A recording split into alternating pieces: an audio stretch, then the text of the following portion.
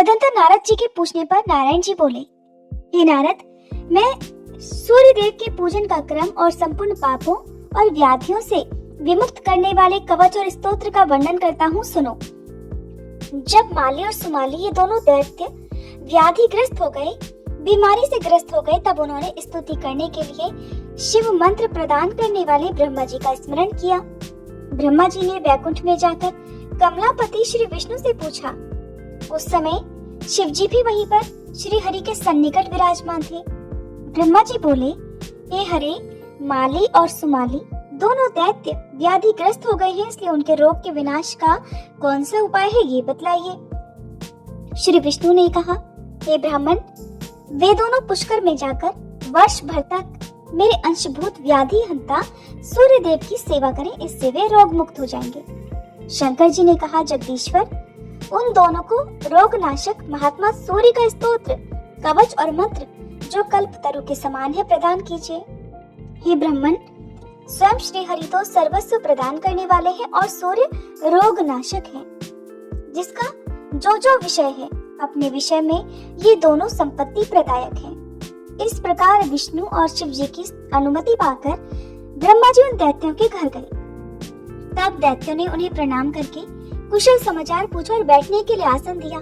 उन दैत्यों का शरीर गल गया था, उसमें से दुर्गंध आ रही थी। आहार रहित होने के कारण वे चलने फिरने में भी असमर्थ हो गए थे। तब स्वयं दयालु ब्रह्मा जी ने उन दोनों से कहा। ब्रह्मा जी बोले, हे वत्सो, तुम दोनों कवच, स्तोत्र और पूजा की विधि का क्रम ग्रहण करके पुष्कर में जाओ और वहां विनम्र भाव से सूर्य देव का भजन करो। उन दोनों ने कहा, हे ब्राह्मण, किस विधि से और किस मंत्र से हम सूर्य देव का भजन करें? उनका स्तोत्र कौन सा है और कवच क्या है? वह सब हमें प्रदान कीजिए। तब ब्रह्मा जी ने कहा, वत्स, वहां त्रिकाल स्नान करके इस मंत्र से भक्ति पूर्वक भास्कर की भली भांति सेवा करने पर तुम लोग निरोग हो जाओगे। वह मंत्र इस प्रकार है, ओम ह्रीं नमो भगवते सूर्याय परमात्मने स्वाहा। इस मंत्र से सावधानतया सूर्य देव का पूजन करके उन्हें भक्ति पूर्वक 16 उपहार प्रदान करना चाहिए। यूं ही पूरे वर्ष भर तक करना होगा। इससे तुम लोग निश्चय ही रोग मुक्त हो जाओगे। पूर्व काल में अहिल्या का हरण करने के कारण गौतम के श्राप से जब देवराज इंद्र के शरीर में सहस्त्र भग हो गए थे, उस संकट काल में बृहस्पति जी ने प्रेम पूर्वक पाप युक्त इंद्र को जो कवच दिया था, वही अपूर्व सूर्य कवच मैं तुम लोगों को प्रदान करता हूँ। बृहस्पति जी ने कहा, इंद्र सुनो, मैं उस परम अद्भुत कवच का वर्णन करता हूँ, जिसे धारण करके मुनिगण पवित्र होकर भारतवर्ष में जीवन मुक्त हो गए। इस कवच के धारण करने वाले के सन्निकट व्याधि भय के मारे उसी प्रकार नहीं जाती है जैसे गरुड़ को देखकर सांप दूर भाग जाते हैं। इसे अपने शिष्य को, जो गुरु भक्त और शुद्ध हो, बतलाना चाहिए, परंतु जो दूसरे के दुष्ट स्वभाव वाले शिष्य को देता है, वह मृत्यु को प्राप्त हो जाता है। इस जगत विलक्षण कवच के प्रजापति ऋषि हैं, गायत्री छंद है और स्वयं सूर्य देवता है। व्याधि नाश और सौंदर्य के लिए इसका विनियोग किया जाता है। ये सार स्वरूप कवच तत्काल ही पवित्र करने वाला और संपूर्ण पापों का विनाशक है।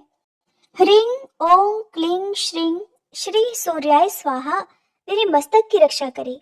उपर्युक्त अष्टादशाक्षर मंत्र सदा मेरे कपाल को बचाए। ओम ह्रीं ह्रीं श्रीं श्री सूर्याय स्वाहा मेरी नासिका को सुरक्षित रखे। सूर्य मेरे नेत्रों की, विकर्तन पुतलियों की, भास्कर होठों की और दिनकर दांतों की रक्षा करे। प्रचंड मेरे गंड स्थल का, मार्तंड कानों का, मिहिर स्कंधों का और पूषा जंघाओं का सदा पालन करें। रवि मेरे वक्षस्थल की, स्वयं सूर्य देव मेरी नाभि की और सर्वदेव नमस्कृत कंकाल की सदा देख रेख करें। विघ्न हाथों को, प्रभाकर पैरों को और सामर्थ्यशाली विभाकर मेरे सारे शरीर को निरंतर सुरक्षित रखें। वत्स, यह जगत विलक्षण नामक कवच अत्यंत मनोहर और त्रिलोकी में परम दुर्लभ है। इसे मैंने तुम्हें बतला दिया। पूर्व काल में पुलत्स्य ने पुष्कर क्षेत्र में प्रसन्न होकर इसे मनु को दिया था। वही मैं तुम्हें दे रहा हूँ। इसे तुम जिस किसी को मत दे देना। इस कवच की कृपा से तुम्हारा रोग नष्ट हो जाएगा और तुम निरोग और श्री संपन्न हो जाओगे, इसमें संशय नहीं है। 1 लाख वर्ष तक हविष्य भोजन से मनुष्य को जो फल मिलता है, वह फल निश्चय ही इस कवच के धारण से प्राप्त हो जाता है। इस कवच को जाने बिना जो मूर्ख सूर्य की भक्ति करता है, उसे 10 लाख जप करने पर भी मंत्र सिद्धि नहीं प्राप्त होती। ब्रह्मा जी ने कहा, वत्स, इस कवच को धारण करके सूर्य देव की स्तुति करने पर तुम लोग रोग मुक्त हो जाओगे, ये निश्चित है। वत्स, मैंने इस स्तवराज का वर्णन कर दिया। यह गोपनीय से भी परम गोपनीय है। जो नित्य तीनों काल इसका पाठ करता है, वह समस्त व्याधियों से मुक्त हो जाता है। उसके अंधापन, कोढ़, दरिद्रता, रोग, शोक, भय और कलह, ये सभी विश्वेश्वर श्री सूर्य की कृपा से निश्चय ही नष्ट हो जाते हैं। जो भयंकर कुष्ठ से दुखी, गलित अंगों वाला, नेत्रहीन, बड़े बड़े घावों से युक्त, यक्ष्मा से ग्रस्त, महान शूल रोग से पीड़ित अथवा अनेक प्रकार की व्याधियों से युक्त हो, वह भी अगर 1 मास तक हविष्यान्न भोजन करके इस स्तोत्र का श्रवण करे, तो वह निश्चय ही रोग मुक्त हो जाता है और उसे संपूर्ण तीर्थों में स्नान करने का फल प्राप्त हो जाता है। इसमें तनिक भी संदेह नहीं है। इसलिए पुत्रों, तुम लोग शीघ्र ही पुष्कर में जाओ और वहां सूर्य देव का भजन करो। ऐसा कहकर ब्रह्मा जी आनंद पूर्वक अपने भवन को चले गए। इधर वे दोनों दैत्य सूर्यदेव की सेवा करके निरोग हो गए। वत्स नारद, इस प्रकार मैंने तुम्हारे पूछे हुए विघ्नेश्वर के विघ्न का कारण और सर्व विघ्नहर सूर्य कवच और सूर्य स्तव आदि सुना दिए। नारद, एक बार देवराज इंद्र निर्जन वन में एक पुष्पोद्यान में गए थे। वहां रंभा अप्सरा से उनका समागम हुआ। फिर वे दोनों जल विहार करने लगे। इसी बीच मुनिश्रेष्ठ दुर्वासा वैकुंठ से कैलाश जाते हुए शिष्य मंडली सहित वहां आ पहुंचे। देवराज इंद्र ने उन्हें प्रणाम किया। मुनि ने आशीर्वाद दिया। फिर भगवान नारायण का दिया हुआ पारिजात पुष्प इंद्र को देकर मुनि ने कहा कि देवराज, भगवान नारायण के निवेदित यह पुष्प सब विघ्नों का नाश करने वाला है। यह जिसके मस्तक पर रहेगा, वह सर्वत्र विजय प्राप्त करेगा और देवताओं में अग्रगण्य होकर अग्र पूजा का अधिकारी होगा। महालक्ष्मी छाया की तरह सदा उनके साथ रहेगी। वह ज्ञान, तेज, बुद्धि, बल सभी बातों में सब देवताओं से श्रेष्ठ और भगवान श्रीहरि के समान पराक्रमी होगा। परंतु जो पामर अहंकार वश भगवान श्रीहरि के निवेदित इस पुष्प को मस्तक पर धारण नहीं करेगा, वह अपनी जाति वालों के सहित श्री भ्रष्ट हो जाएगा। ऐसा कहकर दुर्वासा जी शंकरालय को चले गए। इंद्र ने उस पुष्प को अपने सिर पर ना धारण करके ऐरावत हाथी के मस्तक पर रख दिया। इससे इंद्र श्री भ्रष्ट हो गए। इंद्र को श्री भ्रष्ट देखकर रंभा भी उन्हें छोड़कर स्वर्ग चली गई। गजराज इंद्र को नीचे गिराकर महान अरण्य में चला गया और हथिनी के साथ विहार करने लगा। उस वन में उसके बहुत से बच्चे हुए। उसी समय श्री हरि ने उस हाथी का ही मस्तक काटकर बालक गणेश के सिर पर लगा दिया। वत्स, गजमुख के लगाने का प्रसंग तो तुम्हें सुना दिया। इसके श्रवण से सभी पाप नष्ट हो जाते हैं। अब और क्या सुनना चाहते हो सो कहो। नारद जी ने पूछा, प्रभु, किस ब्रह्म श्राप के कारण वे सभी देवता श्री भ्रष्ट हो गए थे? पुनः किस प्रकार उन्होंने उन जगत जननी कमला को प्राप्त किया? उस समय महेंद्र ने क्या किया? आप उस परम दुर्लभ गोपनीय रहस्य को भी बताने की कृपा कीजिए। तब श्री नारायण ने कहा, नारद, जिसकी बुद्धि अत्यंत मंद हो गई थी, श्री से भ्रष्ट होने के कारण जिस पर दीनता छाई हुई थी और जिसका आनंद नष्ट हो गया था, वह इंद्र, गजेंद्र और रंभा से पराभूत होकर अमरावती में गया। मुने, वहां उसने देखा कि उस पुरी में आनंद का नामो निशान नहीं है। वह दीनता से ग्रस्त, बंधुओं से हीन और शत्रु वर्गों से खचाखच भर गई है। तब दूत के मुख से सारा वृतांत सुनकर वह देवगुरु बृहस्पति जी के घर गया और फिर गुरु तथा देवगणों के साथ वह ब्रह्मा जी की सभा में जा पहुंचा। वहां जाकर देवताओं सहित इंद्र ने तथा बृहस्पति जी ने ब्रह्मा जी को नमस्कार किया और भक्तिभाव सहित वेद विधि के अनुसार स्तोत्र द्वारा उनकी स्तुति की।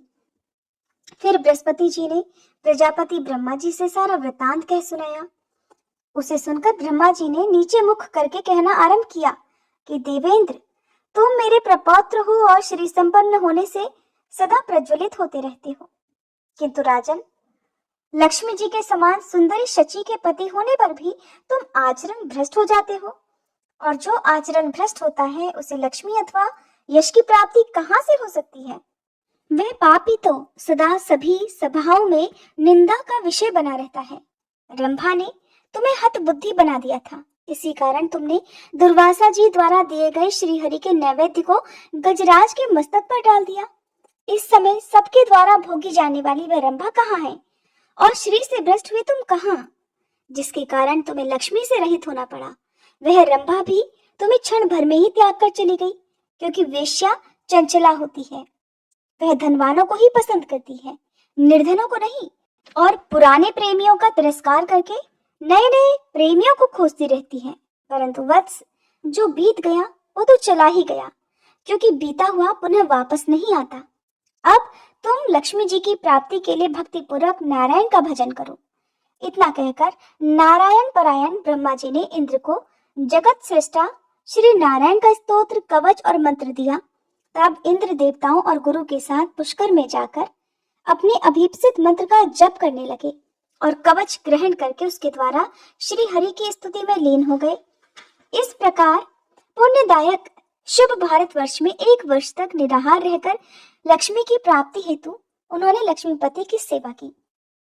तब श्री हरि ने प्रकट होकर देवराज इंद्र को मनोवांछित वर और लक्ष्मी जी का स्तोत्र, कवच और ऐश्वर्यवर्धक मंत्र प्रदान किया।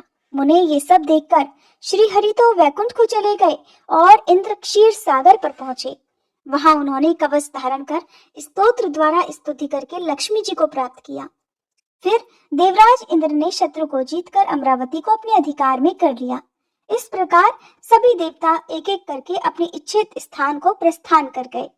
नारद जी ने पूछा, हरि के अंश से उत्पन्न हुए महाभाग नारायण, आपकी कृपा से मैंने गणेश जी का सारा शुभ चरित्र सुन लिया, किंतु हे ब्राह्मण, श्री विष्णु ने उस बालक के धड़ पर गजराज के 2 दांतों वाले मुख को जोड़ा था, फिर वह शिशु एक दंत कैसे हो गया, उसका वह दूसरा दांत कहाँ चला गया, वह प्रसंग भी बताने की कृपा कीजिए, क्योंकि आप सर्वेश्वर, सर्वज्ञ, कृपालु और भक्त वत्सल हैं।